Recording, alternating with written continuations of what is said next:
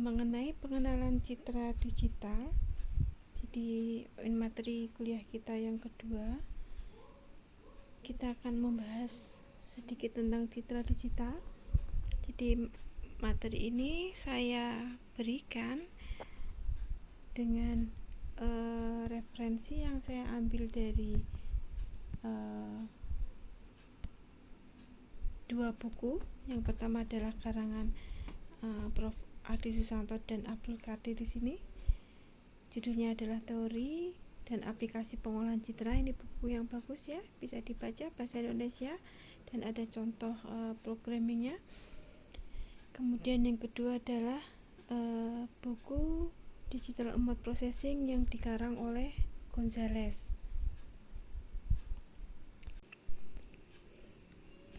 Per definisi, kalau saya ambil definisi dari buku Gonzales, citra itu merupakan sinyal ya. Jadi citra didefinisikan sebagai fungsi dua dimensi. Jadi fungsi dengan variabel bebas 2, X dan Y, di mana X dan Y adalah koordinat spasial ya, dan nilai F adalah amplitude dari fungsi tadi ya.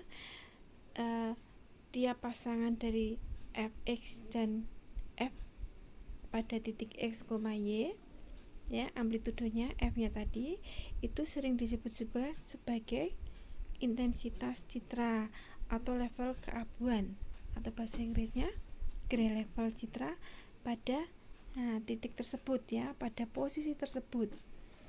Jika nilai-nilai x dan y itu diskrit, demikian juga amplitudenya f adalah diskrit, maka citra tadi disebut sebagai citra Gonzales. Nah, ini adalah definisi yang diberikan oleh Gonzales ya.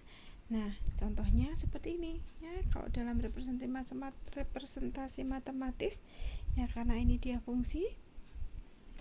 Nah, citra digital itu adalah data atau sinyal yang terdiri dari angka-angka dalam bentuk matriks seperti ini, atau array multidimensi, dua dimensi di sini ya. Misalkan saya mempunyai citra berukuran m kali n, m pixel kali n pixel, nah itu yang kita sering baca ya. Maka array kita atau matriks kita itu akan terdiri dari m banyak baris dan n banyak kolom. Oke, jadi X itu untuk menunjukkan posisi baris dan Y untuk menunjukkan posisi kolom. Nah, jadi seperti ini ya datanya. Kalau kita perbesar ya, jadi pada setiap posisi itu adalah satu titik disebut sebagai piksel ya, piksel dari citra. Umumnya untuk titik paling kiri pojok kiri atas itu posisinya adalah X nya 1, Y nya 1 atau F 1,1 ya. Umumnya seperti itu, meskipun ada beberapa buku referensi yang menggunakan koordinat 0,0 untuk titik paling ujung atas ini ya, kiri pojok kiri atas ya. Oke, tapi umumnya kalau image programming ya, dalam program kita akan tetapkan itu sebagai posisi 1,1. Nah, lalu citra digital itu dapat dari mana? Dari mana citra digital? Kalau secara natural, citra atau gambar atau yang kita lihat dengan mata itu analog ya. Nah, beberapa peralatan digitalisasi atau beberapa peralatan akuisisi citra digital, contohnya di sini ya, scanner ya.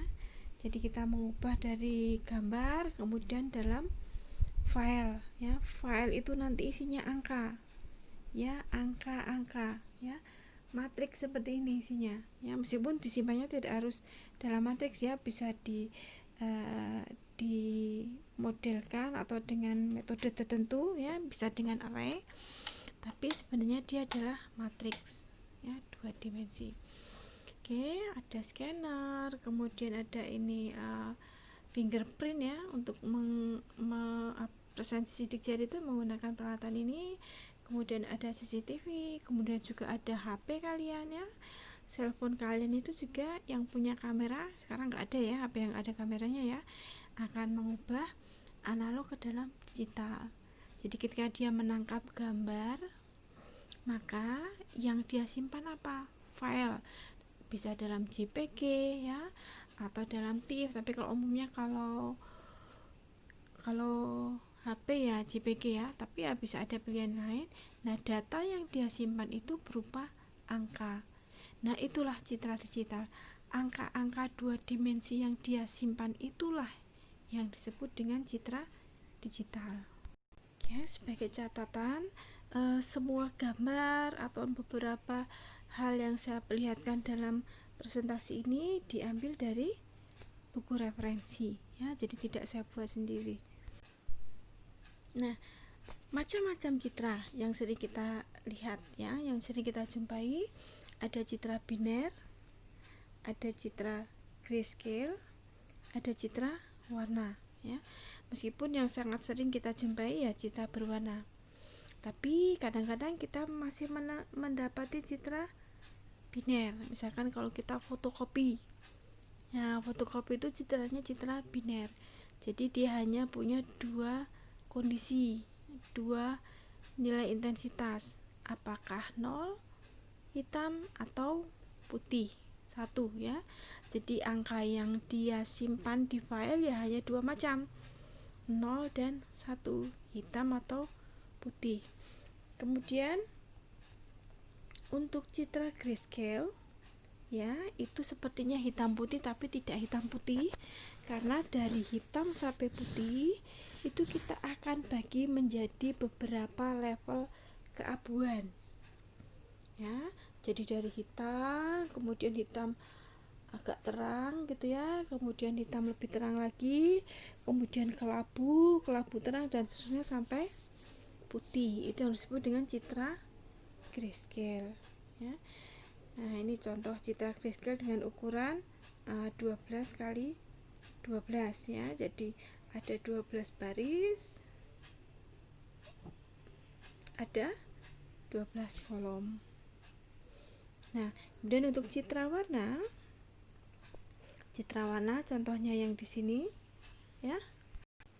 Nah, untuk citra warna itu kalau kita lihat struktur datanya ya, data angkanya, kalau di dalam biner maupun grayscale, 1 pixel itu akan diwakili dengan satu angka saja ya. Tapi kalau di dalam citra warna, 1 pixel itu diwakili oleh 3 buah angka ya. 3 buah angka itu menunjukkan intensitas 3 jenis warna yang digunakan. Misalkan citranya adalah citra RGB ya, maka angkanya dalam 1 pixel ada angka pertama menunjukkan intensitas rednya, kemudian G-nya adalah intensitas greennya, kemudian blue-nya juga intensitas warna biru gitu ya. Kalau misalkan ada 255 warna atau 256 level, maka setiap pita warna, kita sering katakan seperti itu, mempunyai banyak level yang sama. Nah, kemudian setiap pixel itu merupakan kombinasi dari 3 nilai intensitas dari red, green, dan blue. Nah, sebenarnya ya, proses apa sih yang terjadi ketika kita mengubah dari citra analog ke dalam citra digital? 3 proses dasar. Yang pertama adalah sampling, kemudian kuantisasi, dan pengkodean. Nah, proses sampling ya, itu akan menghasilkan data analog, discrete analog. Kemudian pada proses kuantisasi kita akan menghasilkan data digital ya. kemudian kuantisasi dan pengkodean akan menghasilkan file kita, ya, apakah JPG, apakah PNG, dan seterusnya. Nah, itu tergantung format penyimpanan saja, ya. Oke.